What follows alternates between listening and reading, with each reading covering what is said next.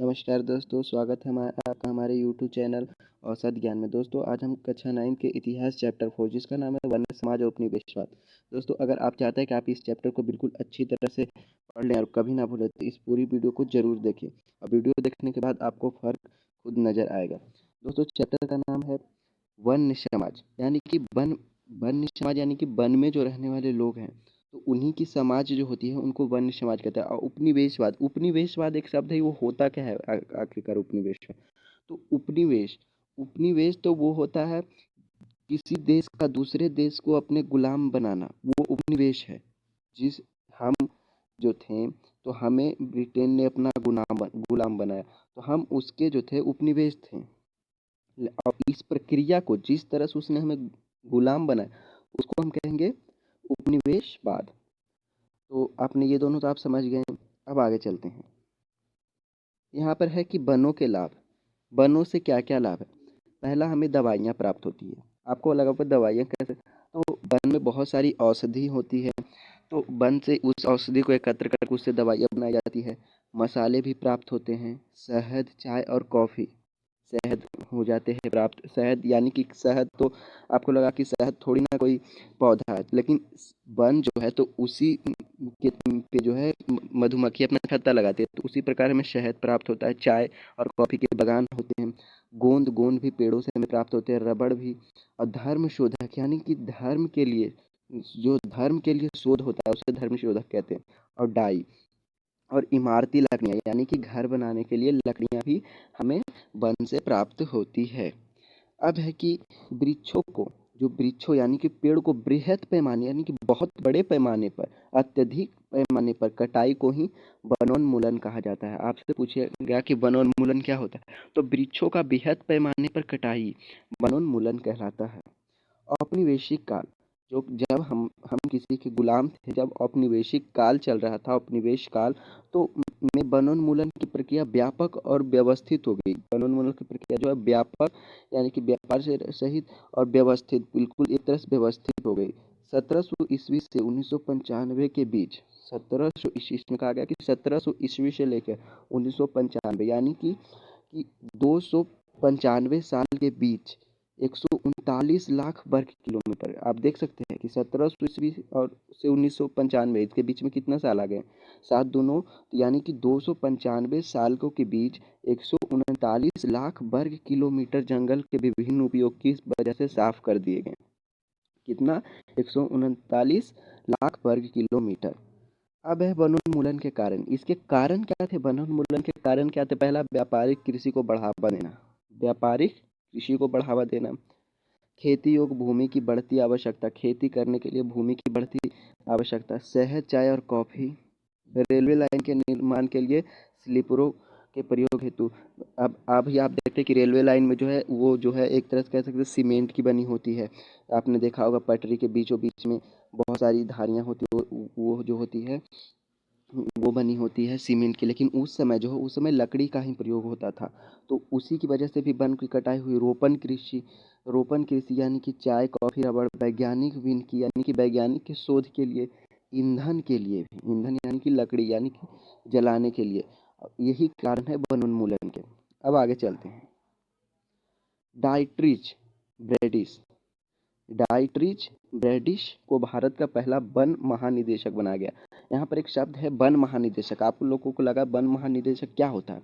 तो जो जैसे हम किसी भी एक कार्य है, संस्था है, तो उसका एक प्रमुख होता है जिसको हम डायरेक्टर कहते हैं। तो उसी प्रकार जो संस्था है, तो उसी को वन का जो है वो डायरेक्टर उनको बना के, आपको वन की जो जितनी भी व्यवस्था है उसे कहा गया है किसको? डाइट्रिच ब्रैडिश को कहा गया कि वन की जितनी व्यवस्था है, किस प्रकार कटाई करनी है, किस, तो उसका आप देख रेख करेंगे। तो उसी को कहा गया कि वन महानिदेशक बनाया गया। भारत का पहला। भारतीय वन सेवा की स्थापना 1864 में की गई। भारतीय वन सेवा की स्थापना 1864 में की गई। 1865 में पहला वन अधिनियम बनाया गया। 1865 है उसमें पहला वन अधिनियम यानी कि अधिनियम की कोई नियम बनाया गया। 1878 के वन में अधिनियम के द्वारा, जब 1878 के वन अधिनियम के द्वारा जंगल की 3 श्रेणियों में बांटा गया। और एक 1878 में भी एक अधिनियम बना, उसके द्वारा जो है जंगल को 3 श्रेणियों में बांटा गया, 3 भागों में बांटा गया। श्रेणियों का मतलब होता है भाग। कौन कौन से भाग है? तो पहला है आरक्षित वन। पहला जो वन का भाग है वो है आरक्षित वन। दूसरा है सुरक्षित वन और तीसरा है ग्रामीण। पहला कौन सा है? आरक्षित, दूसरा सुरक्षित, तीसरा ग्रामीण है। ये आपको याद रखना है कि वनों को 1878 के वन अधिनियम में वनों को कितने श्रेणियों में बांटा गया? तो 3 में बांटा गया। पहला आरक्षित, सुरक्षित और ग्रामीण। सबसे अच्छे वनों को आरक्षित वन कहा गया। अब आरक्षित वन किसे कहा जाता था? तीन तीन श्रेणियों में बांटा, लेकिन उनसे किस भाग पे बांटा गया, किस आधार पे बांटा गया, वो हम पढ़े। तो आरक्षित वन किसे कहा गया? सबसे जो अच्छे वन थे उनको हमने आरक्षित वन का नाम दिया। जो उस समय अधिनियम था उसमें आरक्षित वन को, सबसे अच्छे वनों को आरक्षित वन, जहाँ से ग्रामीण अपनी उपयोग के लिए कुछ भी नहीं ले सकते थे। और उन वनों से जो है वो ग्रामीण लोग जो थे, जो आसपास के गांव वाले लोग थे, कुछ भी लेने का उनको परमिशन नहीं था। उनको मनाहट थी कि आप उस वन का प्रयोग नहीं कर सकते हैं, उससे ना ही आप सूखी लकड़ियाँ ले सकते हैं, कोई भी काम की वस्तु उससे नहीं ले सकते हैं आप, ग्रामीण लोगों को नहीं। कौन कौन से वन से? आरक्षित वन। मकान बनाने के लिए, ईंधन के लिए सिर्फ सुरक्षित या ग्रामीण वन से ही लकड़ियाँ ले सकते हैं। और उस समय था कि उस समय बहुत सारे मकान लकड़ियों के बने रहते थे, जैसे उसके ऊपर छप्पर छाड़ते थे तो उसमें भी लकड़ी की आवश्यकता होती थी। खाना बनाने के लिए आज के समय में हमारे पास गैस है, इंडक्शन, लेकिन उस समय नहीं था। उस समय लकड़ियों से ही खाना बनाया जाता था, लकड़ियों से ही। तो उसी प्रकार जो है, तो लकड़ियाँ तो उन्हें वन से ही बुलाते थे। तो उनको जो आरक्षित वन था उनसे तो उनको कुछ लाने की अनुमति नहीं था, लेकिन जो भी अनुमति थी वो सिर्फ सुरक्षित या ग्रामीण वन से ही लकड़ियाँ ला सकते थे, या फिर मकान बनाने के लिए, ईंधन के लिए लकड़ियाँ ला सकते थे। कौन से वन से? सुरक्षित या ग्रामीण वन से ही। ये याद रखना है आपको। अब है 1906 ईस्वी में। 1906 ईस्वी में देहरादून में इंपीरियल फॉरेस्ट रिसर्च इंस्टीट्यूट की स्थापना की गई। वैज्ञानिक वानिकी पद्धति की शिक्षा दी जाती थी, और जहाँ वैज्ञानिक वानिकी पद्धति की शिक्षा दी जाती थी, ये एक है वैज्ञानिक वानिकी पद्धति। इसके बारे में हम आगे पढ़ेंगे। वैज्ञानिक वानिकी ये क्या है? वैज्ञानिक वानिकी क्या है? एक ऐसी पद्धति है, अभी हमने देखा कि वैज्ञानिक पद्धति की शिक्षा दी जाती थी। कहाँ? 1906 ईस्वी में जो देहरादून में इंपीरियल फॉरेस्ट रिसर्च इंस्टीट्यूट जो बना था उसमें।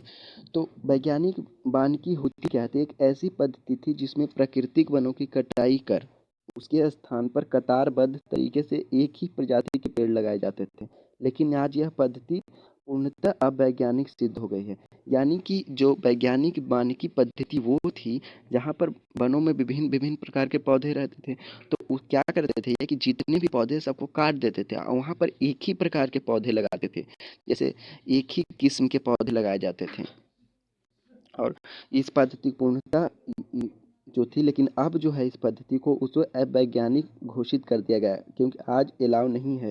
यानी कि वन कानून के प्रभाव। अब है वन कानून के क्या प्रभाव पड़े। पहला है लकड़ी काटना, पशुचारण। पशुचारण यानी कि पशु के लिए चारा, कंदमूल इकट्ठा करना। कंदमूल यानी कि खाने के लिए फल फूल इकट्ठा करना, और आदि गैर कानूनी घोषित कर दिया गया। जो वन कानून बने उसके अनुसार हमने पढ़ा कि आरक्षित वन से जो कुछ भी लेना मना था, तो लकड़ी काटना, पशुचारण, कंदमूल इकट्ठा करना आदि को गैर कानूनी घोषित कर दिया गया। दूसरा, वन रक्षकों की मनमानी बढ़ गई, और जो इस प्रकार जो है जो वन की देख रेख करती थी उनकी भी मनमानी जो है वो बढ़ गई। तीसरा, जलावनी लकड़ी एकत्रित करने वाली महिलाओं को असुरक्षित होना। जो महिलाएं जो है जलावनी लकड़ी इकट्ठा करती थी वो भी असुरक्षित, यानी कि अपने आप को असुरक्षित महसूस करने लगी। चौथा है कि रोजमर्रा की चीज़ों के लिए वन रक्षकों की दया पर निर्भर होना पड़ता था। भाई अब खाना बनाना है तो लकड़ी तो चाहिए ही, तो इसके लिए ऐसा था नहीं कि कहीं ना कहीं से तो लाएंगे। तो उन्हें जो है वो वन रक्षक जो जाएं कि जो वन के रक्षक थे, यानी कि वन के जो गार्ड होते थे, उनके ऊपर उनकी दया के ऊपर निर्भर होना पड़ता था कि यदि वो हमें वन में जाने दे दे तो हम सूखी लकड़ियाँ चुन के ला सकते हैं। घुमंतू खेती पे रोक लगे। घुमंतू खेती क्या है? तो आपको बता दें कि घुमंतू खेती वह पद्धति है जिसमें जो किसान है वो अलग अलग वनों में अलग अलग समय के लिए रहते हैं, और वहीं जो है वनों को उस जहाँ वो रहते हैं वहाँ वनों को काट देते हैं, वहीं पे कुछ दिन कृषि करते हैं, और इसी को कहते हैं घुमंतू कृषि कृषि। तो उस पर रोक लग गई। अब है घुमंतू चरवाहों की आवाजाही पर रोक। अब है घुमंतू चरवाहा, यानी कि जो लोग कुछ जानवरों को अपने साथ रख लेते थे और ऐसे ही इधर से उधर घूमते रहते थे, उनका कोई एक जगह अस्थायी ठिकाना नहीं था। वो कभी इधर रहते थे कभी उधर, तो उन पे भी रोक लग गई आवाजाही पर। साथ में जंगल में रहने वाले आदिवासी समुदाय को जंगल से बेदखल होना पड़ा। जो जंगल में आदिवासी समुदाय रहते थे उनको जो है जंगल से बेदखल यानी कि बाहर कर दिया गया, जिनसे उनके सामने जीविका संकट उत्पन्न हो गया। जिनसे उनके सामने जीविका संकट क्या होता है? जीविका संकट एक ऐसी स्थिति है जिसमें आप अपनी रोजमर्रा की चीजें भी इकट का भी जो है व्यवस्था नहीं कर सकते हो। तो जब आदिवासी लोग तो पूरी तरह जंगल पे ही निर्भर रहते हैं। वो जंगलों से ही जड़ी बूटियां बेचते हैं, मसाले बेचते हैं, पेड़ पौधे लकड़ियां बेचते हैं, तो उन्हें जंगल से जो है वो बेदखल कर दिया गया। जिससे उनके पास अब कोई दूसरा, वो जो भी करते थे जंगल से ही उनकी जीविका चलती थी। लेकिन जब उन्हें जंगल से निकाल दिया गया, उनके सामने जीविका संकट उत्पन्न हो गए। कुछ प्रमुख घुमंती खेती के नाम अब हम पढ़ेंगे। कुछ मुख्य जो है घुमंतू खेती के नाम। तो यहाँ पर है, पहले में है दक्षिण पूर्व एशिया। जो दक्षिण पूर्व एशिया में है उसको घुमंतू खेसू को क्या कहते हैं? लादिम। हर इसका मतलब ये है कि है वही विधि वही है, लेकिन अलग अलग देशों में अलग अलग स्थानों पर अलग अलग नाम से इसे जाना जाता है। तो दक्षिण पूर्वी एशिया में इसको लादिम के नाम से जानते हैं। मध्य अमेरिका में इसको मिल्पा के नाम से जानते हैं। अफ्रीका में इसको चितमेन या ताबी के नाम से जानते हैं। याद रखिएगा, अफ्रीका में चितमेन या ताबी। श्रीलंका में इसको चेना कहते हैं घुमंतू कृषि को। और भारत में बहुत सारे नामों से जाना जाता है। धया, पेंदा, बेबर, नेबर, झूम कृषि, पोडू, खंताद, अबूमरी आदि भी बहुत सारे अलग अलग जगह पर अलग अलग नाम से जानते हैं घुमंतू कृषि को। अब आगे घुमंतू कृषि क्या है? आपके मन में भी आ गया, मैंने बताया, लेकिन फिर भी आपको लग रहा होगा, तो इसको अच्छे से हम पढ़ते हैं। तो घुमंतू कृषि है जंगल के कुछ भाग को और जलाया जाता है। जो मैंने कहा कि जंगल के कुछ भाग पर वो रहते हैं जिसे काट दिया जाता है या फिर जला दिया जाता है जहाँ वो रहते हैं। मानसून की जब पहली बारिश के बाद इस राख में बीज बो देते हैं। जब मानसून आती है तो पहली जब बारिश होती है तो उसके बाद वो लोग जिस जिस चीज़ की फसल बोना चाहते हैं उसके बीज रोप देते हैं इसकी बानी में, राख में। अक्टूबर नवंबर तक फसल काटी जाती है। और जो है अक्टूबर नवंबर, अब भाई मॉनसून तो देखो जुलाई अगस्त सितंबर तक आ जाती है, अगस्त में कह सकते हैं, और अक्टूबर नवंबर तक उनकी फसल कट जाती है। फिर इस स्थान पर 2-3 साल खेती की जाती थी। अब फसल कटने के बाद जो है वो इस स्थान पर 2-3 साल खेती की जाती थी। यहाँ पर उन्होंने जैसे जंगलों को काटा और 2-3 साल तक रह के वहाँ पर और भी थोड़ी बहुत कृषि करते थे। फिर उसके बाद इस स्थान को 12 या 18 वर्ष के लिए छोड़ दिया जाता था। अब जब उन्होंने 2 साल 3 साल यहाँ पर गुजर बसर कर लिया, उसके बाद फिर यहाँ की जो मिट्टी है उसकी उर्वरक क्षमता धीरे धीरे खत्म होती है, तो वो इन्हें यहाँ से छोड़ के कहीं और अपना चले जाते हैं। इसको 12-18 वर्ष तक यहाँ वो फिर नहीं आते हैं। फिर वो अगले स्थान पर चले जाते हैं। मैंने भी कहा फिर वो अगले स्थान पर चले जाते हैं। अब है, हालांकि शिकार पर पाबंदी लगा दी गई। कहा गया कि हालांकि शिकार पर पाबंदी लगा दी गई, परंतु अंग्रेज अफसरों व नवाबों ने, अंग्रेज अफसर तो आपको समझ में आ गया कि अंग्रेज अधिकारी, नवाब, तो नवाब जो है बंगाल में जो है राजा को नवाब बोलते हैं। राजा को जो है बहुत सारे नामों से जाने जाते हैं, राजा, बादशाह। तो इसी प्रकार बंगाल में उनको नवाब कहा जाता था। तो इसी प्रकार कहा गया कि हालांकि शिकार पर जो थी पाबंदी लगा दी गई थी उस कानून के तहत, लेकिन फिर भी जो अंग्रेज अफसर थे, बड़े अधिकारी थे और नवाब थे, तो अभी भी उनको छूट मिली हुई थी। उनको तो अभी भी छूट मिली थी जो अमीर लोग थे। जॉर्ज यूल नामक अंग्रेज अफसर ने जॉर्ज यूल नामक एक अंग्रेज अफसर है जिसने अकेले 400 बाघों को मार दिया। क्या है? जॉर्ज यूल नामक एक अंग्रेज अफसर है जिसने अकेले ही 400 बाघों को मारा था। ये शिकार मनोरंजक के साथ साथ अपनी प्रभुता सिद्ध करने के लिए की जाती थी। और ये शिकार क्यों करते थे? आखिर लोग शिकार करते क्यों थे? तो उनके मन में एक सोच होता था कि भाई मैंने मारा। आपको भी लगता होगा कई चीज़ें में कि भाई मैंने तो आज ये कर दिया। तो अपने आप उनको मन में खुशी मिलती थी। उन्हें जो है वो एक तरह से दिखाना चाहते थे कि भाई मैंने इतना मारा, अपनी प्रभुता सिद्ध करना चाहते थे। अब है हिंदुस्तान में वन उत्पादों का व्यापार मध्यकाल से ही आदिवासियों द्वारा किया जा रहा था। जो हिंदुस्तान में जो वन से उत्पाद जो होता था, जो यानी कि वन से जो प्राप्त होता था, उसका व्यापार मध्यकाल यानी कि प्राचीन काल से ही आदिवासी द्वारा किया जाता था। जो कि वहाँ के रहने वाले निवासी थे, या आदिवासियों द्वारा ही किया जा रहा था। जिनमें क्या क्या व्यापार होता था? हाथी, खाली खाली सींग, रेशम के कोए, हाथी दांत, बाँस, मसाले, रेशे, भौसाएँ, गोंद आदि प्रमुख थे। ये सबका व्यापार होता था। परंतु लेकिन क्या गया परंतु अंग्रेज शासन में व्यापार पूरी तरह सरकारी नियंत्रण में चला गया। जब अंग्रेजों का शासन आया तो अंग्रेजों ने जो है आदिवासियों से ये हक छीन लिया। उन्होंने उसको पूरी तरह से अपने हाथों में ले लिया। किसको? वन उत्पादों का व्यापार को। तो उनके सरकारी नियंत्रण में, यानी कि उस समय नियंत्रण किसका था? अंग्रेज का था। तो उसी प्रकार का था, तो उनके नियंत्रण में चला गया।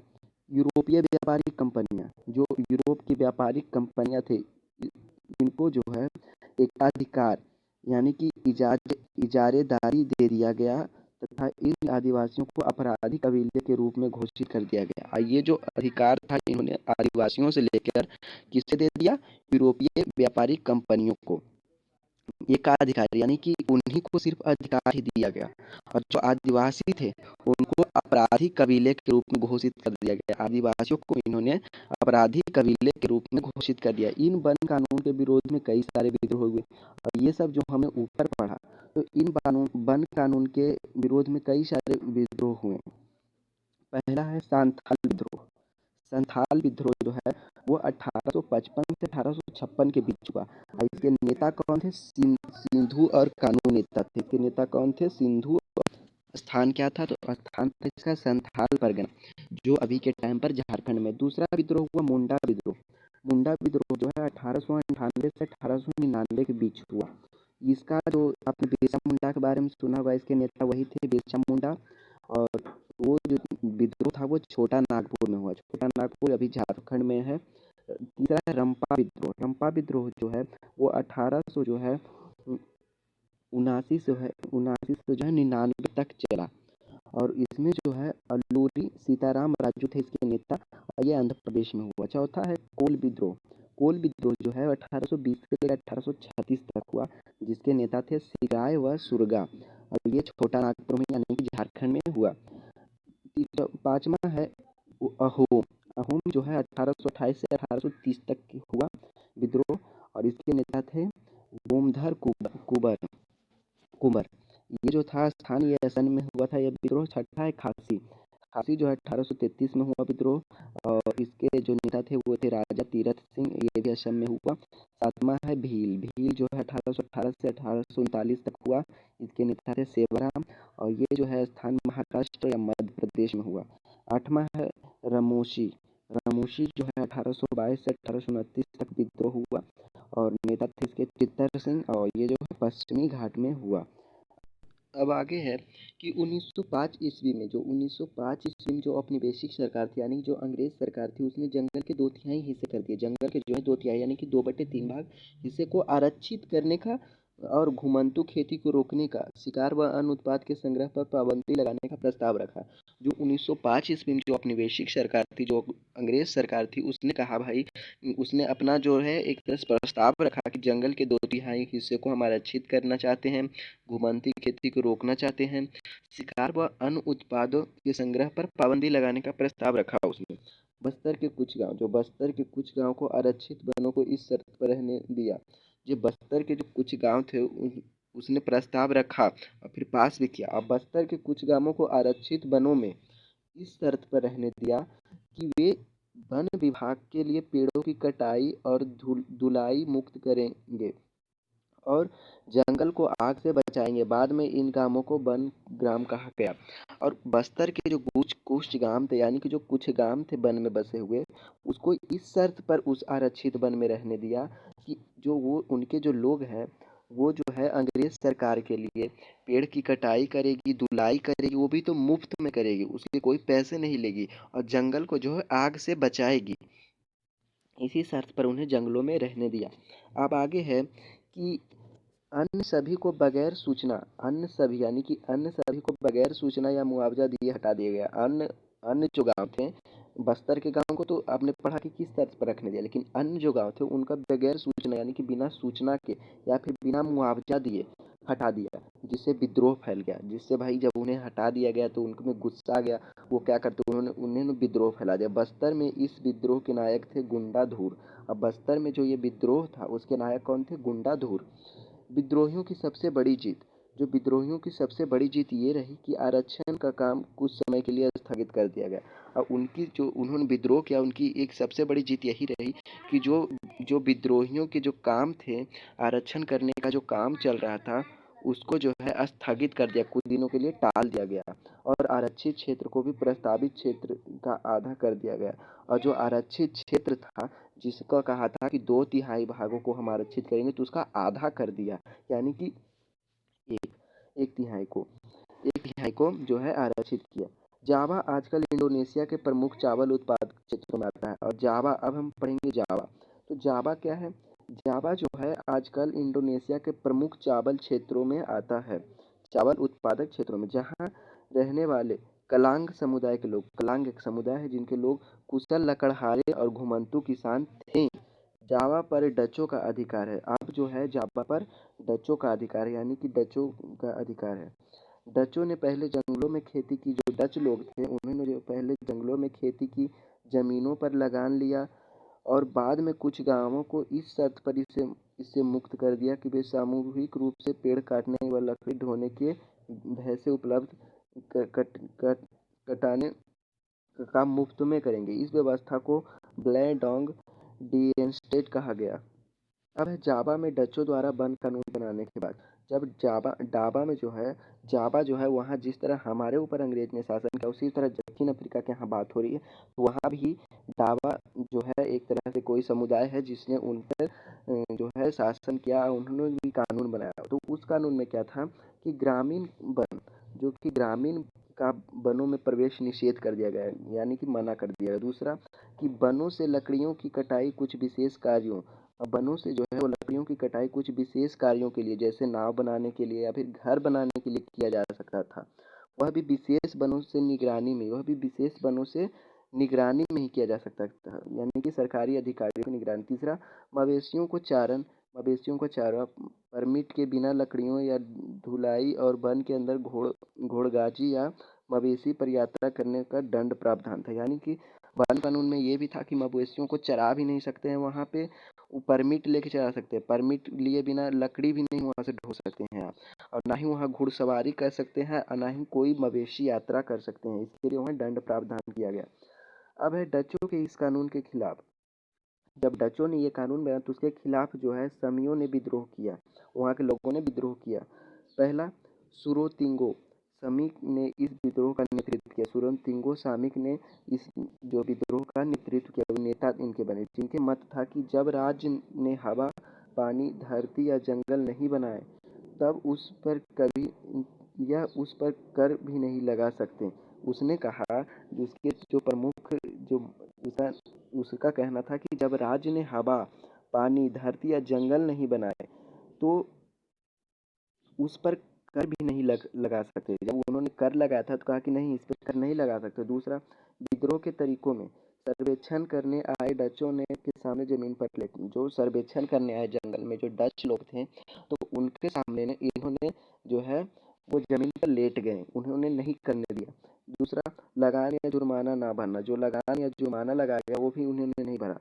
बेगार से इनकार कर दिया, अब बेगार से जो है वो इनकार कर दिया।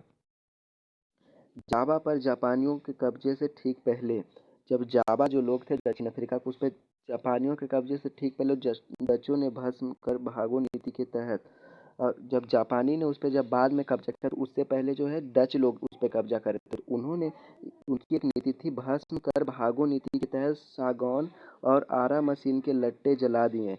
उनका कहना था कि भाई जल्दी से जल्दी भस्म कर दो और सब ले लेके भागो भागो, लट्टों ने जला ताकि वे जापानियों के हाथ ना पड़े। इसके बाद जापानियों ने वनवासियों को जंगल काटने के लिए बाध्य कर अपने युद्ध उद्योग के लिए जंगलों के निर्मम दोहन किया। इसके बाद जो है जब डचों ने जो ये कर दिया, उसके बाद जापानियों ने जब उन पर कब्जा किया तो उन्होंने भी वनवासियों को जंगल काटने के लिए बाध्य कर दिया, अपने युद्ध उद्योग के लिए जंगलों का निर्मम दोहन किया। थैंक यू दोस्तों, अगर पसंद आया हो तो वीडियो को जरूर लाइक करें एवं सब्सक्राइब करना ना भूलें। Thank you.